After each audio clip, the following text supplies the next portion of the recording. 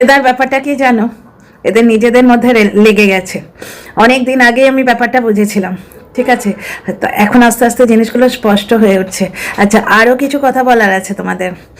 এই যে কালকে একটা কমিউনিটি পোস্ট দিয়েছিলাম না, যে আমার কাছে কিছু তথ্য এসছে যেগুলো ভার্চুয়ালি ধামাকেদার। অ্যাকচুয়ালি এদের নিজেদের মধ্যে লেগে গেছে, দুটো দল হয়ে গেছে। এক দল চাইছে রিউকে সাপোর্ট করতে, কারণ যাদের কাছে আসল খবরটা আছে যে রিউয়ের আসলি ঠিকানা, বুঝতে পারছো? আজকে হঠাৎ করে লাইভে বসে রিউকে সাপোর্ট করে দেয়া হচ্ছে, বুঝতে পারছো? এবং তার বয়ফ্রেন্ডকে বিহারি বলে উকসানো হচ্ছে যে সবাই মিলে ওই বিহারির পেছনে লাগো। অথচ এটা বিদেশি কুলাঙ্গার, সে তো বিদেশি, সে তো আমাদের দেশের অঙ্গও নয়। বিহার কিন্তু আমাদের দেশের অঙ্গ, সে ভারতীয়। যাই হোক, আর সে আমাদের কাউকে কিচ্ছু বলেনি। এই যে রনু, রনু কাউকে কিচ্ছু বলেনি। ওর সঙ্গে যে অন্যায় করেছে রিউ, রিউ নিজের বরকে ছেড়ে চলে এসছে, এর সঙ্গে 8 বছর ছিল, খালাস করেছে 3টে, তারপরে এর কাছ থেকে পালিয়ে বেড়াচ্ছে। এবার এই জিনিসটা টিনাও তো বলেছিল যে আমাকে মারধর করে, তাহলে রিউও বলছে মারধর করে। সেই জন্যে ওনাকে আত্মীয়ের বাড়িতে লুকিয়ে আছে, কিন্তু পেছনের চাদরটা একই আছে। কালকে ভিডিও তোমাদের অনেকবার বলেছি। এবার জ্বলনের প্রবলেমটাই এইটা, বললো তোর বাবা তাজা মাছ পছন্দ করে না, বাপের জন্যে ও একবারে গড়াগড়ি খাচ্ছে। মানে কি বলবো, মানে বাপের জন্যে ও একবারে কর্তব্য করে গড়াগড়ি খাচ্ছে। অসুস্থ বাবাকে ফেলে বর্ধমানে কন্টেন্ট করতে গেছিল। ওর বাবা যে পাহাড়ে দেওয়ারের মতো এক টেরে পড়ে থাকে সেটা সবাই জানে, বুঝতে পারছো তো? ভেতরের খবর আরও অনেক আছে, কিন্তু সেগুলো তো বলা যাবে না। যাই হোক, আর ওর বাবা মার মধ্যে যে ভার্চুয়ালি কোনো সম্পর্ক নেই, দেখো বয়স হলে আলাদা হয়ে যায় শারীরিক সম্পর্কটা, কিন্তু দিনের পর দিন 50 বছর 60 বছরের দাম্পত্য জীবন কাটাবার জন্য সব কিছু নয়। আবার মানে সেই কোথায় যেন পড়েছিলাম, আনন্দবাজারে রবিবাসর ইয়েতে এই কথা দুটো পড়েছিলাম, এই লাইন দুটো। আমি কারোর ক্রেডিট চুরি করি না, বুঝতে পারছো তো? সেইখানে মানে গল্পটা এখানে তোমাদের শোনাতে আসছি না, কিন্তু কথাটা খুব সুন্দর। মানে একজন একটা গল্প দিয়েছিল, তার ক্রিটিসিজম করে একজন লিখেছেন, ওখানে সব শিক্ষিত মানুষেরাই জানতো 49 বাই ডাস্টবিন বুড়ির মতো নোংরা কথা বলতে কেউ যায় না। তো উনি খুব সুন্দরভাবে ছন্দবদ্ধভাবে ক্রিটিসিজমটা শুরু করেছিলেন। যে কথাটা হচ্ছে, অনেক ধন্যবাদ ইস্যু নিয়ে ভাবতে দিলেন, কিন্তু জিজ্ঞেস করি শরীর কেন বিকট ভিলেন? মানে এমন একটা জিনিস উনি আগের ইয়েতে লিখেছিলেন, কোনো একজন লেখক, যেখানে শরীরটাকে ইগনোর করতে চাইছেন, মানে দাম্পত্য জীবনের মধ্যে যে শারীরিক সম্পর্ক সেটাকে ইগনোর করতে চাইছেন। তাই এই যে ক্রিটিসাইজ করে যিনি লিখেছেন তিনি বলছেন যে খুব ভালো ইস্যু আপনি দিয়েছেন, কিন্তু শরীর কেন বিকট ভিলেন ঘটনা। কিন্তু সেটাও সব কিছু নয়, মনটা আগে। যার জন্যে কারুর ছোঁয়া বাজে লাগে তার এগেনস্টে পুলিশ কমপ্লেন হয়, আর কারুর ছোঁয়া ভালো লাগে মানে ফুল দিয়ে সাজিয়ে ফুলসজ্জা বলা হয়, বুঝতে পারছো তো? কারণ এক জায়গায় মন থাকে, সম্মান থাকে, এক জায়গায় থাকে না, ইচ্ছেটা থাকে না। তো দাম্পত্য জীবনের মধ্যে শরীরটা সব নয়, ঠিক আছে। একটা বয়স হলে শুধু মনটাই মেন হয়ে যায়, সখ্যতা মেন হয়ে যায়, কিন্তু এই কাপড়টার মধ্যে সখ্যতা খুঁজে পাও? এতদিন লোকটা ভার্চুয়ালি পড়ে থাকতো, ঘর পাহারা দেওয়ার মতো চাকরের মতো বাড়িতে পড়ে থাকতো। এখন কন্ট্রোভার্সি ক্রিয়েটাররা চোখে আঙুল দিয়ে দেখিয়ে দিচ্ছে, তাই মাঝে মাঝে লোক দেখানো, ক্যামেরার সামনে একটু দেখাতে হয়। কাল না পরশু ব্লগে মিথ্যে কথা বললো, ফুলকপি দিয়ে ডিমের ঝোল, দেখেছো তো? ডাহা মিথ্যে কথা, যেটা জ্বলনের মাও সায় দিতে পারলো না, তার মনে এত গ্রাজ। তো এইরকম পরিবেশ একটা এদের বাড়িতে, এইরকম পরিবেশ, প্লাস এখন রিউ এর অ্যাঙ্গেলটাও জুড়ছে। ডেফিনেটলি ভাই, আগ থাকলে তবে ধোঁয়া হয়। তো যাই হোক, রিউ এর কথাটা জ্বলনের সঙ্গে জুড়েছে। এইবার একটা জিনিস দেখো তো, ছেলেটা এই পরিবেশে থাকবে, সে কত ভালো মানুষ হবে। চোখের সামনে বাবাকে অনৈতিক কাজ করতে দেখছে, যেখানে দাদু ঠাকুমাও সাথ দিচ্ছে। দাদুর কিছু করার নেই, দাদু এই সুযোগটা অন্যভাবে নিচ্ছে, বা দাও। আর ঠাকুমা শাখা পেয়ে গেছে, শাখা বাঁধানো, মুখে কুলুক, কিচ্ছু বলবে না। ছেলেকে তো ওইভাবেই মানুষ করেছে, না হলে এই অবস্থা হয়? ছেলে যখন বউকে ওইভাবে পেটাচ্ছে, তখন যে কোনো শাশুড়ি, ভদ্র শাশুড়ি হলে, ভালো শাশুড়ি হলে বাধা দিত। শাশুড়ি বৌমাতে ঠোকাঠুকি লাগেই, কারণ স্নেহের অবজেক্টটা এক, মায়ের সন্তান এবং স্ত্রীর সর্বস্ব, একটাই মানুষ। সুতরাং মানে দাবি দাওয়া নিয়ে, দাবি মানে এখানে আবার ওই সোনার গয়না বা 2টো টাকার কথা ভেবো না, স্নেহের দাবি দাওয়া নিয়ে ঝগড়া তো লাগবেই। কিন্তু কেসটা হচ্ছে, তার মধ্যেও মানিয়ে চলার একটা আগ্রহ, একটা রুচিবোধ থাকে, এবং দিনের পর দিন একসঙ্গে থাকতে থাকতে একটা আলগা সম্পর্ক কিন্তু গড়ে ওঠে। শাশুড়ি বৌমার মধ্যেও গড়ে ওঠে। অতি দজ্জাল শাশুড়িকেও দেখেছি যে ছেলে অত্যন্ত পেটালে বেশ করেছো করে হাততালি দিচ্ছে, এরম করে না। সেই মুহূর্তে কিন্তু তারা একটা আটকানোর চেষ্টা করে। কিন্তু এখানে আমরা কি দেখেছি, ছেলে পেটাচ্ছে, সেখানে শাশুড়ি অগ্নিতে ঘৃতাহুতি দিচ্ছে যে এই কালো ওড়নাটা দিয়ে টাঙিয়ে দে, চল তো ওর মুখটা গ্যাসে দিয়ে দিই, এইরকম জিনিসপত্র দেখেছি। আর দিন রাত ছেলে বউয়ের মাঝখানে ঢুকে বসে থাকতো যাতে ছেলে বউয়ের সংসারটা না হয়। তাহলে এইখানে তো পুরনো কাসুন্দি তো হলোই। এখানে আরও মজাদার ব্যাপার যেটা তোমাদের বলতে ভিডিওটা করছি, সেটা হচ্ছে এই যে দল, জ্বলনকে কেন্দ্র করে একটা বিজনেসের দল গড়ে উঠেছে। কারণ কি, জ্বলন নিজে যেমন নোংরা, ওর সঙ্গে জুটেছে নোংরাগুলো। ওকে ভালোবেসে কিন্তু এখানে কেউ আসেনি। টিনার তরফে কিন্তু খুঁজে পাবে এক দুজন। আমি যেমন প্রথম দিকে সেলফলেস হয়ে ভিডিও করতাম, মানে জ্বলনকে একটা ভিউ দেবো না বলে ওর ভিডিও দেখতাম না, বুঝতে পারছো, প্রথম দিকে। নাও থিংস আর চেঞ্জড। তো যাই হোক, now I am full fledged professional. তো যাই হোক, ব্যাপারটা হচ্ছে যে জ্বলনকে ভালোবেসে এখানে কেউ আসেনি, বুঝতে পারছো। ঘর সংসার ছেড়ে ভ্যানিটি ব্যাগ নিয়ে জ্বলনের বাড়িতে এমনি এমনি কেউ বসে থাকেনি। এবং জ্বলন নিজের পরিবারের প্রথা ভেঙে দেখিয়ে দিল যে ওর মায়ের পেটের বোনের প্রতি ওর কতটা গ্রাজ এবং কোনো রকম সম্পর্ক দরদ নেই। যখন ও একটা কন্ট্রোভার্সি ক্রিয়েটারের কাছ থেকে 3 আঙুলে ফোঁটা নিয়ে এলো, পরের বছর ফোঁটা মোটা উঠে গেছে, বুঝতে পারছো। পুরো জিনিসটাই বিজনেস। এবার যারা বিজনেস করছে তাদের মধ্যে দুটো দল হয়ে গেছে। এক দল চাইছে রিউকে বেছে খেতে। অ্যাকচুয়ালি জ্বলনও রিউকে বেছেই খাবে, যার জন্যই ডিভোর্স করছে। রিউকে সামনে আনবে, এনে বেঁচে খাবে, বুঝতে পারছো। রিউ বা XYZ যেই হোক, মানে যে সেকেন্ড ওয়াইফ হবে আর কি, তো তাকে বেঁচে খাবে। এবার ব্যাপারটা হচ্ছে একটা কন্ট্রোভার্সি ক্রিয়েটারদের হাতে লেগেছে, তারা সেই কন্টেন্টটা ছাড়তে চাইছে না। এইবার এই রিউয়ের সঙ্গে নিখাত হয়তো কোনো কানেকশন জ্বলনের আছে। সুতরাং একটা জায়গা থেকে বারবার চাপ দেওয়া হচ্ছে যে তোমরা রিউকে সাপোর্ট করো, ওকে নির্যাতিতা হিসেবে প্রজেক্ট করে ওর তরফে জনমতকে নিয়ে এসো। এবার যারা কন্ট্রোভার্সি করে এখানে রোজগার করতে এসছে তাদের মধ্যে ভাগ হয়ে যাচ্ছে যে কেন ভাই আমরা এত সুন্দর একটা কন্টেন্ট পেয়েছি, একে বেচবো না কেন, যেখানে এ সম্বন্ধে বলার অনেক কথা আছে। আচ্ছা, তার আগে বলি, ডাস্টবিন বুড়ি টিনাকে দেহ পসারিনী বলছে, দেহ পসারিনী। তাহলে রিউকে কি বলা যায়? ডিভোর্সের পর, ডিভোর্সটাও এমনি এমনি হয়নি। ওই বিদেশি কুলাঙ্গার বলেছিল স্বামীর সঙ্গে থাকতে গিয়ে 2বার ধরা পড়েছিল, অন্য পুরুষের সাথে শারীরিক সম্পর্ক করতে গিয়ে নাকি 2বার ধরা পড়ে গেছিল, ঠিক আছে। তারপর প্রথমবার মাফ করেছিল, তারপর কিছু একটা হয়ে ডিভোর্স হয়ে গেছে। তারপর 8 বছর একজনের সঙ্গে ছিল, তাকেও লেঙ্গি মেরে পালিয়েছে, এই তো। অথচ টিনা হোয়াটসঅ্যাপ চ্যাট করেছে, যাকে এই লোকটাই নানা রকম ফোর্স করে হয়তো এমন কাণ্ড করেছে যে সে হোয়াটসঅ্যাপ চ্যাটটা দিতে বাধ্য হয়েছে। বর্তমানে কিন্তু সে বলে দিয়েছে তার সঙ্গে কারো সম্পর্ক নেই, অথচ টিনাকে বলছে আজকে দেহ পসারিনী, বুঝতে পারছো। মানে ভিডিও করার অ্যাঙ্গেলগুলো তোমরা দেখো, তো এর ফল তো একটা হবেই ভাই। ওপরে যে বসে আছে সে তো এমনি এমনি ছেড়ে দেবে না। কর্মফলদাতা শনিদেব যিনি আছেন, মানে এই যে শনির 7.5 বলো, আর শনির ঢাইয়া মানে 2.5 সাল মানে হলো 2.5 বছর, শনির 2.5 বছর। এই যে কি জিনিস, আমি 7.5 ভোগ করে এসছি, শনির 7.5 আমি ভোগ করে এসছি, এমনি এমনি আসে না। কর্মফলদাতা শনিদেব সে তাদের দেখছেন যারা টিনাকে দেহ পসারিনী বলছে, ওপরওয়ালার তো লাঠি পড়বেই, বাদ দাও। এখানে কন্ট্রোভার্সি জোনে যেটা বলার দরকার সেইটাই বলবো এখানে। ডিয়ার ফ্রেন্ডস, ওই বিদেশি কুলাঙ্গারের ভিডিওতে ভিডিওর নিচে ওই সেই তোমার বিহারি যে বয়ফ্রেন্ড রনু, সে কমেন্ট করে গেছে, তোমরা এতদিন নিশ্চয়ই শুনতে পেয়েছো।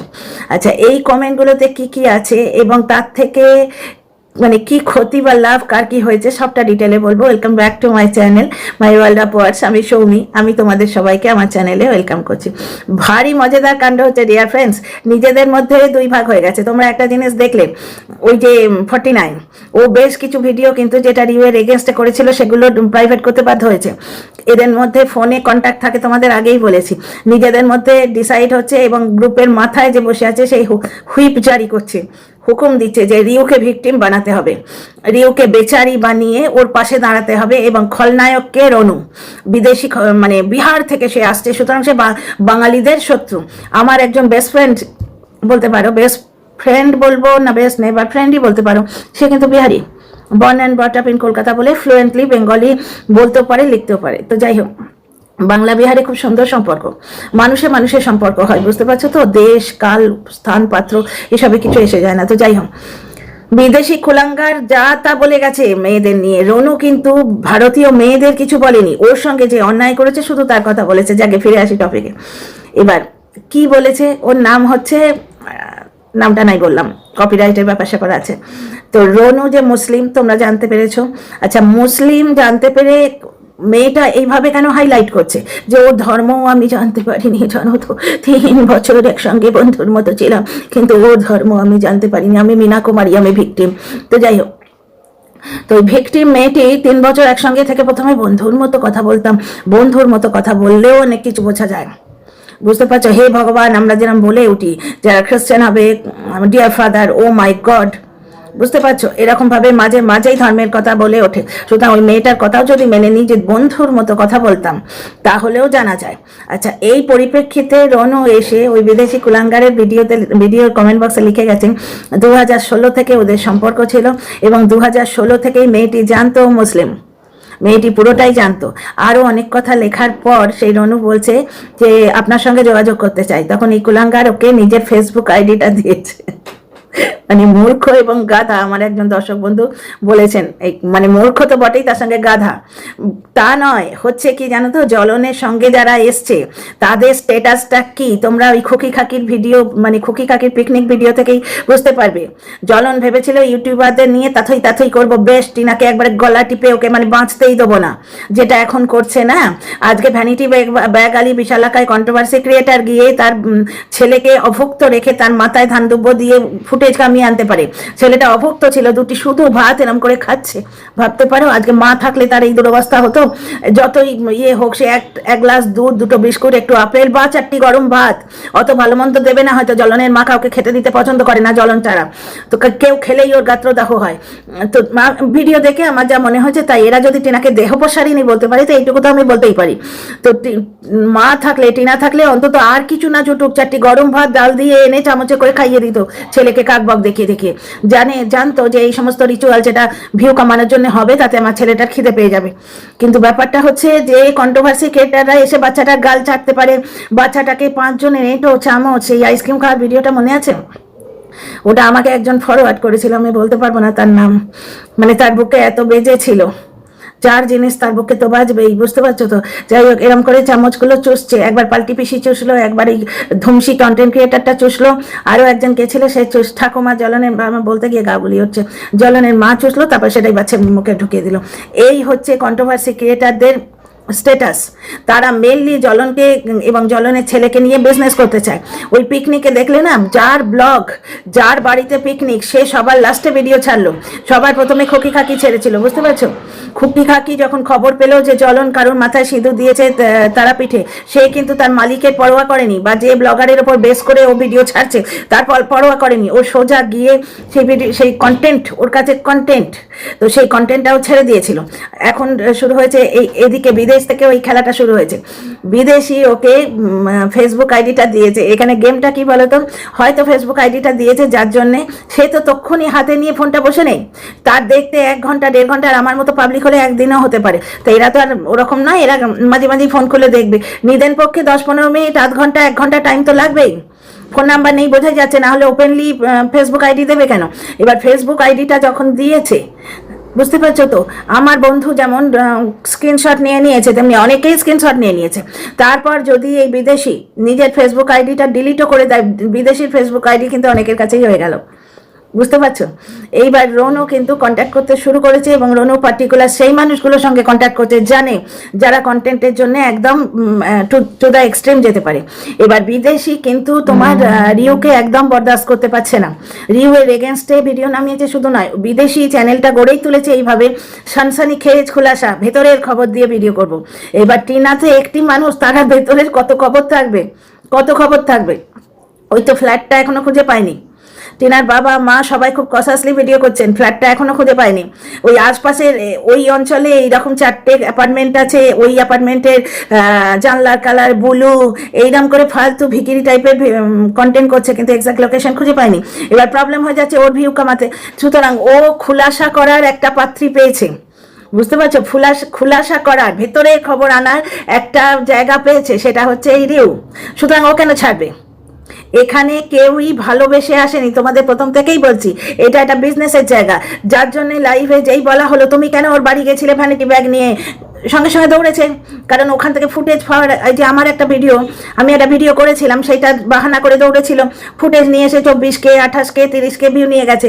বুঝতে পারছো তো, ভিউ কামাবার সুযোগ আর ভেতরের আর একটা খুচখুচি, সেটা তোমরাই জানো কি ব্যাপার, তোমরা নিজেরাই বুঝে নিও, আমি আর বলছি না।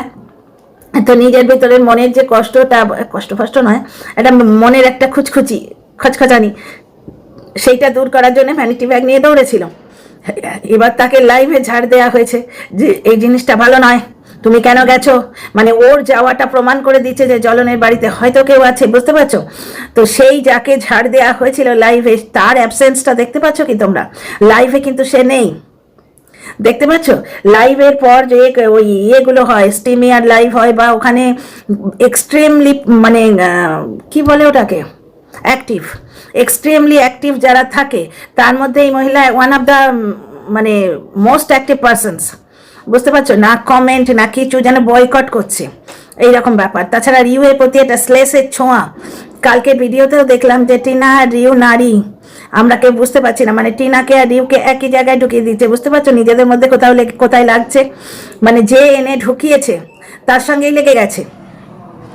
এইটাই তো হয়, ধর্মের কলটা এইভাবেই বাতাসে নড়ে, এইভাবেই গ্যাং ওয়ার হয়, এইভাবেই নিজেদের মধ্যে ঠোকাঠুকি করে স্বার্থের সম্পর্ক যেখানে সেখানে লোকে মরে।